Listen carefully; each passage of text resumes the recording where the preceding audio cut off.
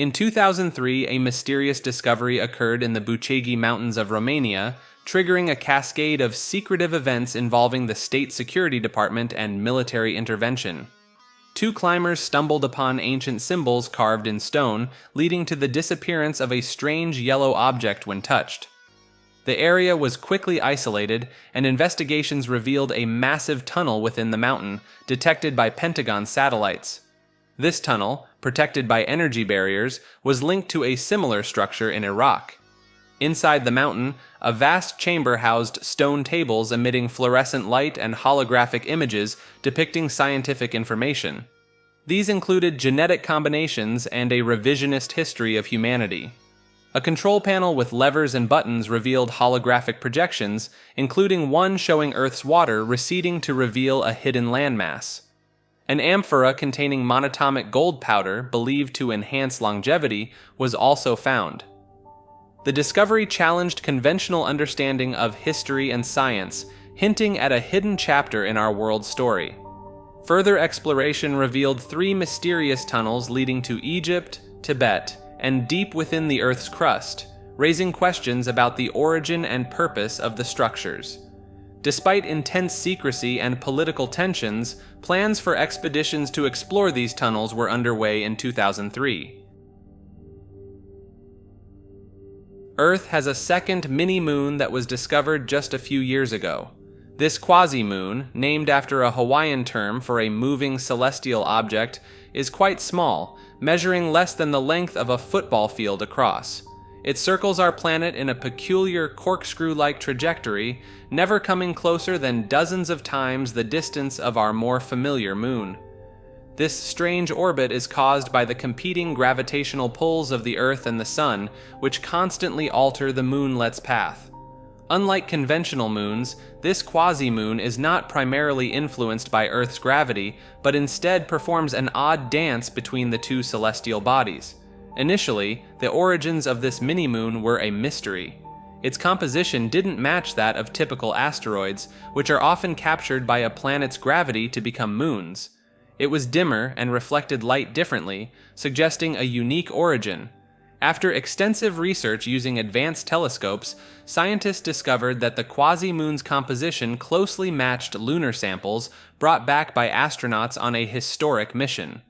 The silicates on the mini-moon's surface had undergone space weathering, bearing a distinctive fingerprint that revealed its lunar origins. It turns out that this second moon is likely a piece of lunar debris ejected from the moon's surface by an impact event. Instead of landing on Earth or drifting off into space, it became caught in a complex gravitational dance, making it a temporary companion of our planet. However, this cosmic partnership is not meant to last. Estimates suggest that the quasi-moon will only remain in its current orbit for a few centuries before breaking free from Earth's gravitational influence and venturing off into the void. Once a piece of our familiar moon, then a companion to Earth, this fascinating object will eventually embark on a solitary journey through the cosmos. In the heart of Philadelphia stands a former prison that once held some of America's most notorious criminals. The Eastern State Penitentiary, operational from the early 19th century until the 1970s, was a revolutionary institution that emphasized principles of reform rather than punishment. Designed with a unique wagon wheel layout, the penitentiary featured 7 corridors of skylighted cells radiating from a central hub. Each cell was equipped with running water, a flush toilet, and a small exercise yard, amenities that were considered quite advanced for the time. The prison system of isolation, known as the Pennsylvania system, encouraged solitary confinement as a means of rehabilitation. Prisoners were kept in their cells for most of the day, with hoods placed over their heads during rare moments of movement to prevent communication and recognition. Despite its progressive ideals, the penitentiary was not immune to the darker aspects of incarceration. Guards and counselors devised various physical and psychological torture regimens to punish inmates, including dousing them in freezing water, chaining their tongues to their wrists, and confining them to a pitch-black underground cell known as the Hole. Over the years, the prison housed a range of infamous inmates, from bank robber Willie Sutton to gangster Al Capone. Even a dog named Pep was allegedly sentenced to life in the penitentiary for murdering the governor's cat, though the true story behind this canine convict remains a subject of debate. Today, the Eastern State Penitentiary stands as a haunting reminder of the country's penal history. Visitors can explore the crumbling cell blocks, learn about the prison's famous residents, and even brave a haunted attraction that brings the eerie atmosphere to life. The site also features thought-provoking art installations that delve into the complexities of crime, punishment, and the human experience behind prison walls. The cause of Edgar Allan Poe's untimely death has been a subject of much speculation and debate, as all medical records and documents, including his death certificate, have been lost to time. Over the years, numerous theories have been put forth, ranging from hypoglycemia and depression-related suicide to murder conspiracies and rare brain diseases. Some biographers have pointed to Poe's alleged struggles with alcoholism as a potential factor in his demise, though the evidence for this is largely anecdotal and disputed. While Poe was known to have periods of heavy drinking, he was also a member of the Sons of Temperance at the time of his death, suggesting a more complex relationship with alcohol than simple addiction. Other proposed causes of death include various forms of enzyme deficiency, syphilis, epilepsy, cholera, and even rabies, possibly contracted from one of Poe's pets. The rabies theory put forth by a cardiologist in the 1990s gained traction due to Poe's reported symptoms of delirium and hydrophobia during his final days. One of the more intriguing theories suggests that Poe may have fallen victim to a practice known as cooping, in which individuals were abducted, drugged, or plied with alcohol, and used as pawns to vote multiple times in elections. This could potentially explain Poe's disheveled appearance and disoriented state when he was found shortly before his death. Despite the many theories and investigations, the true cause of Poe's death remains a mystery. Edgar Cayce, an American clairvoyant, claimed to access higher knowledge while in a trance state. His readings covered diverse topics like healing, dreams, and reincarnation. As a child, he had paranormal experiences and developed unique study habits, learning while asleep on his books. Despite facing health challenges, including losing his voice due to laryngitis, Cayce's diagnostic skills while in a trance impressed many. He garnered attention for his accurate readings, refusing to commercialize his gift and instead focusing on helping others. In the early 1900s, Cayce's reputation grew, leading to the establishment of the Association for Research and Enlightenment in Virginia Beach. The organization aimed to research Cayce's holistic healing methods, which included diagnosing and treating illnesses through psychic means. However, Cayce's beliefs in pseudo-historical theories like Atlantis and polygenism drew criticism from skeptics. Despite this, his work left a lasting impact, with many still studying his readings and exploring his contributions to alternative medicine and spirituality. Like this video and subscribe to Maker.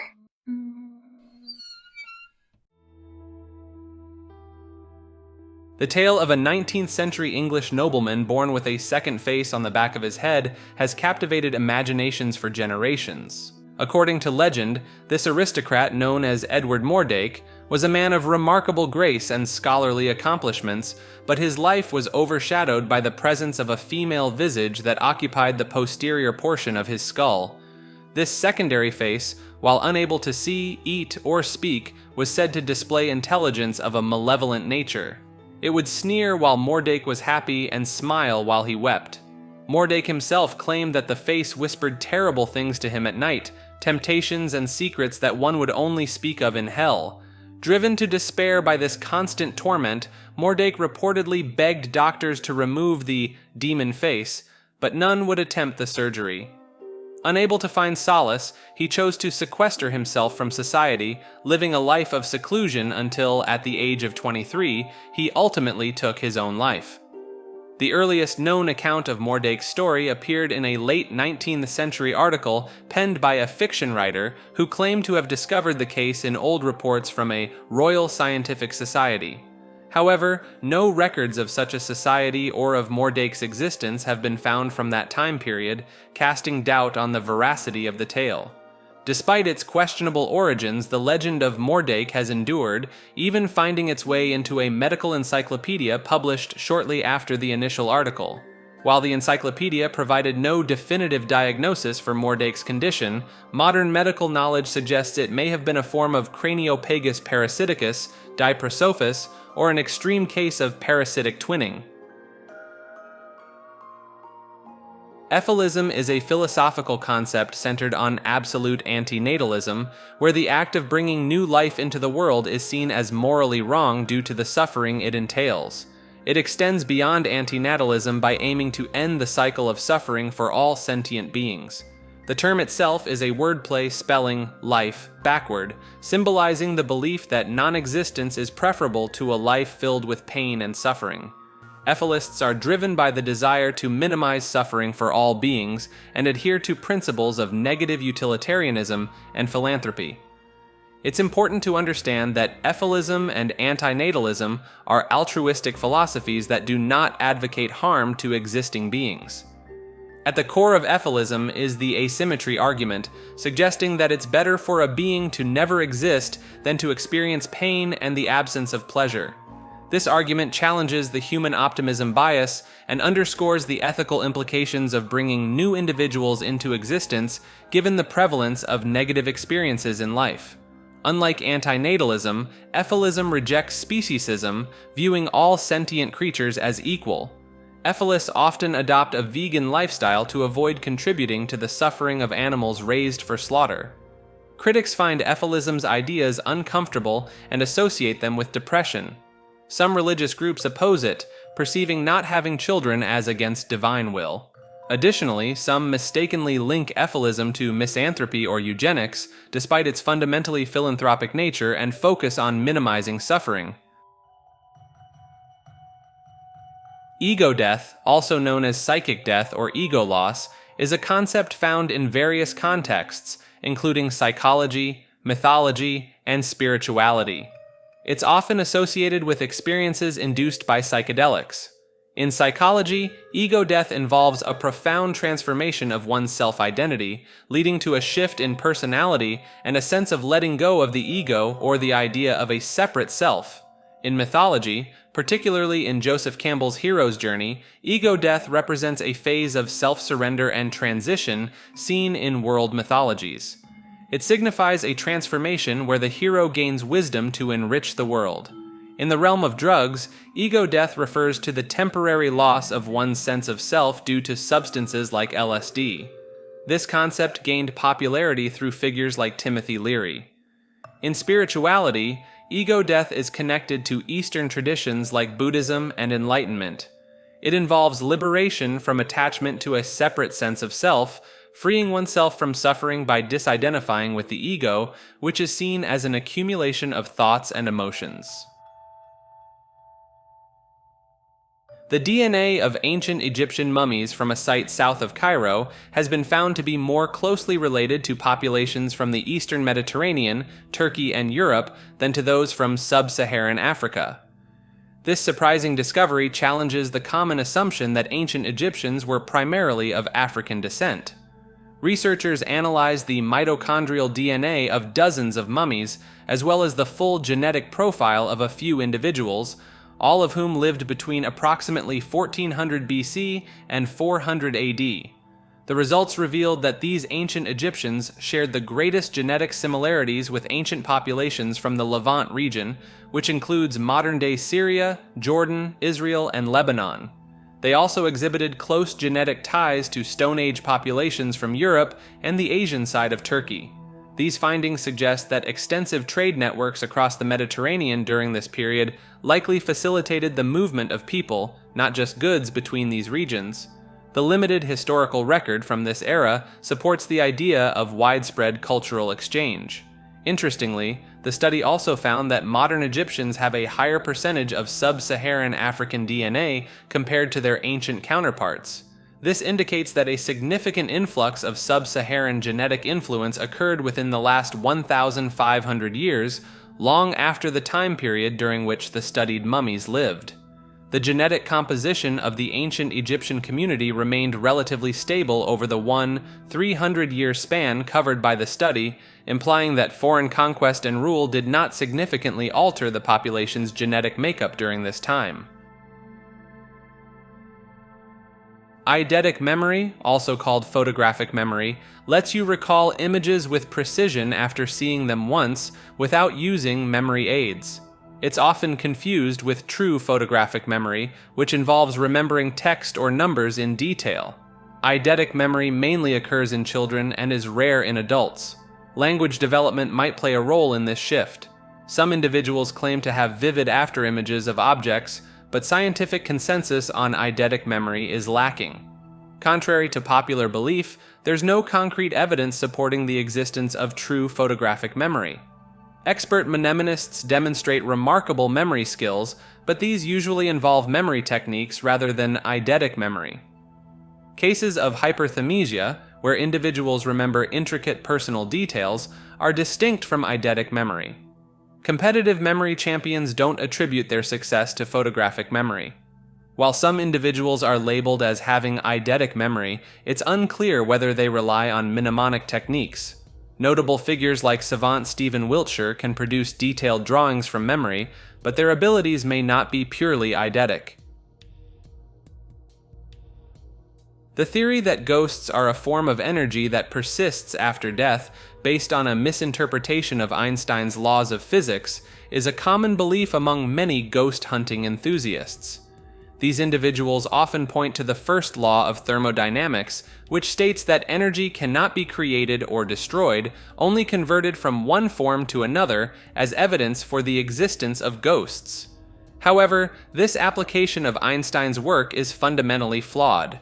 When a living organism dies, the energy stored within its body is indeed transferred back into the environment, but not in the form of a ghostly apparition. Instead, this energy is released as heat and consumed by bacteria, insects, and other organisms that decompose the body. In the case of cremation, the energy is released as heat and light during the combustion process. When the body is consumed by other organisms, the energy is converted and used for their own biological processes, such as growth and reproduction. While it is true that the human body generates small amounts of electrical energy through metabolic processes, this ceases at the moment of death when these processes stop. Just like a light bulb turning off when the power supply is cut, the electrical energy in the body dissipates quickly after death. Ghost hunters often claim to detect the lingering electrical fields of ghosts using EMF detectors, but this assertion reveals a misunderstanding of the nature of energy and its behavior after death. The majority of the energy from a deceased person's body takes years to re-enter the environment through the food chain, and it is not in a form that can be detected by ghost hunting equipment. Although the existence of ghosts remains a topic of debate, the principles of thermodynamics and Einstein's theories do not provide a scientific basis for their reality. The persistence of this misconception among ghost enthusiasts highlights a widespread lack of understanding regarding fundamental scientific concepts. In the folklore of parts of the Americas, there exists a legendary creature known as the Chupacabra, which translates to goat-sucker in Spanish. This name is derived from the creature's reported habit of attacking and drinking the blood of livestock, particularly goats. Physical descriptions of the Chupacabra vary depending on the region. In Puerto Rico and Hispanic America, it is often depicted as a heavy reptilian alien-like creature roughly the size of a small bear, with a row of spines running from its neck to the base of its tail. In the southwestern United States, however, it is more commonly described as resembling a strange, mostly hairless breed of wild dog with a pronounced spinal ridge, unusually pronounced eye sockets, fangs, and claws. The Chupacabra first gained widespread attention in 1995 when a series of livestock killings in Puerto Rico were attributed to the creature. Eyewitness accounts described the Chupacabra as having features similar to those of the alien creature Syl from the science fiction film Species, which had been released earlier that year. Investigations into the alleged Chupacabra attacks have yielded mixed results. While some reports claim that the affected animals were drained of blood through small, circular incisions, necropsies have not confirmed this. Researchers have proposed alternative explanations for the killings, such as attacks by coyotes or dogs suffering from mange, a parasitic skin disease that can dramatically alter an animal's appearance. The Chupacabra legend has spread beyond Puerto Rico to other parts of the Americas, with sightings reported as far north as Maine and as far south as Chile. However, the varying descriptions of the creature and the lack of concrete evidence have led many to doubt its existence, with some suggesting that the Chupacabra may be a product of misidentification, exaggeration, or even mass hysteria. El Yunque, a lush rainforest in Puerto Rico, is not only known for its stunning natural beauty, but also for its dark side involving human disappearances and alleged encounters with otherworldly beings. This revered site, once considered a dwelling place of deities by ancient indigenous peoples, has been the scene of numerous unexplained vanishings over the years, some of which have been linked to the high level of UFO activity reported in the area. One particularly unnerving incident occurred in the 1970s when a group of campers consisting of students and adults ventured into El Yunque with the intention of making contact with UFOs and their occupants. As they made their way up the mountain trail, they encountered 3 identical-looking individuals who mysteriously disappeared from a photograph taken of them. Later that night, the campers found themselves surrounded by several eerie humanoid creatures with claw-like hands and elongated ears. These beings blocked the only path down the mountain, trapping the terrified group. One of the leaders attempted to approach the creatures, even managing to touch one, but the situation remained tense throughout the night. In another incident, a group of college students investigating the mountain's reputation witnessed a tall, shadowy figure darting across the road. They gave chase, following a seemingly pre-cleared path through the dense vegetation, only to find themselves at an abandoned lookout point. Later, while stationed in an observation tower, they experienced unexplained phenomena, such as the rattling of aluminum cans by an invisible force and the sighting of a massive, luminous, oval-shaped object hovering between 2 peaks. These chilling accounts, along with the persistent reports of UFO activity and the unsettling history of disappearances, have solidified El Yunque's reputation as a hotspot for paranormal occurrences. The rainforest's enduring mysteries continue to attract researchers and curious individuals, despite the potential risks associated with venturing into its depths after dark. Electromagnetic theories of consciousness propose that the phenomenon of consciousness can be understood as an electromagnetic field produced by the brain. These theories suggest that when neurons fire, they generate disturbances in the surrounding electromagnetic field, and that the synchronous firing of multiple neurons amplifies these disturbances to create a unified conscious experience. One proponent of this idea argues that the brain's electromagnetic field creates a representation of the information in the neurons, and that this field influences the brain by modulating neuronal activity.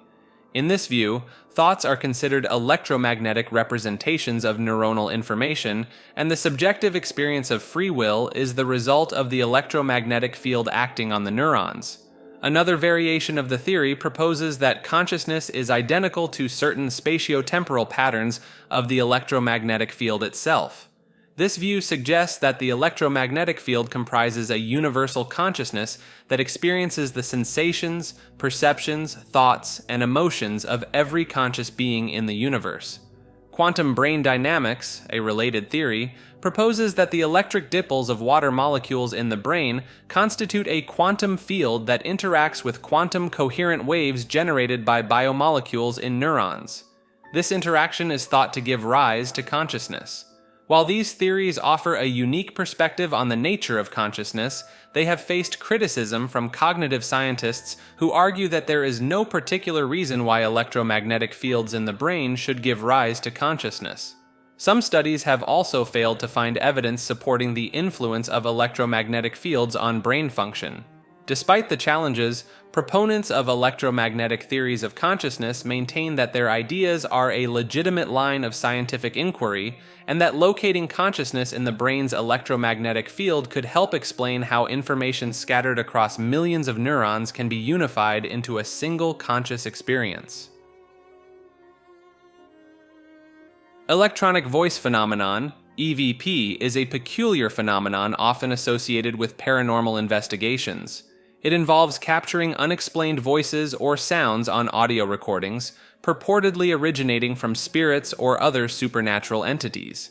EVP enthusiasts typically use recording devices in allegedly haunted locations, hoping to capture voices that are not audible during the recording session. These captured voices are often faint, distorted, or garbled, making them open to interpretation. The origins of EVP date back to the early 20th century when recording technology became more accessible. However, it gained significant popularity in the mid-20th century with the rise of paranormal research and the spread of portable recording devices. There are various theories about the nature of EVP. Some believe that these voices are manifestations of spirits or ghosts trying to communicate with the living. Others attribute EVP to random noise patterns interpreted as speech by the human brain, a phenomenon known as auditory pareidolia. Skeptics often attribute EVP to natural causes such as radio interference, equipment malfunction, or the misinterpretation of ordinary sounds. They argue that the human brain is wired to find patterns and meaning in random noise, leading to the perception of voices where none exist. Despite skepticism, EVP continues to be a popular tool in paranormal investigations and has been featured in numerous documentaries and TV shows. Whether these recordings capture genuine paranormal activity or are simply the result of natural phenomena remains a subject of debate among believers and skeptics alike. In early 2013, the body of a young Canadian tourist was discovered in a water tank atop a hotel in downtown Los Angeles, where she had been staying as a guest. The woman, who had been diagnosed with bipolar disorder and depression, was last seen alive in late January and was reported missing by her parents shortly thereafter. Interest in the case surged when police released security camera footage showing the woman behaving erratically in a hotel elevator on the day she was last seen. The video went viral, sparking widespread speculation and conspiracy theories about her fate. An autopsy later ruled the death an accidental drowning, with the woman's bipolar disorder being a significant contributing factor. However, many questions remained unanswered, such as how she accessed the locked rooftop area and entered the water tank, which was difficult to open from the inside. The woman's parents filed a wrongful death lawsuit against the hotel, claiming it had failed to properly secure the premises and protect its guests, but the suit was dismissed in 2015. The mysterious circumstances surrounding the case have since been referenced in popular culture, inspiring various creative works, including television episodes, films, and music. The story has drawn comparisons to plot elements in certain horror movies, particularly those involving haunted hotels and hidden bodies in water tanks. Some of these works, such as a horror script sold shortly after the woman's death that used the investigation as a backdrop for a fictional detective's deteriorating sanity, have been criticized for exploiting the tragedy. Others, like a music video meant to commemorate her last day, have aimed to humanize the victim and counter the sensationalized media narratives surrounding her death. Despite the ongoing fascination with the case, the precise details of what happened to the young woman during her final hours at the hotel remain a mystery.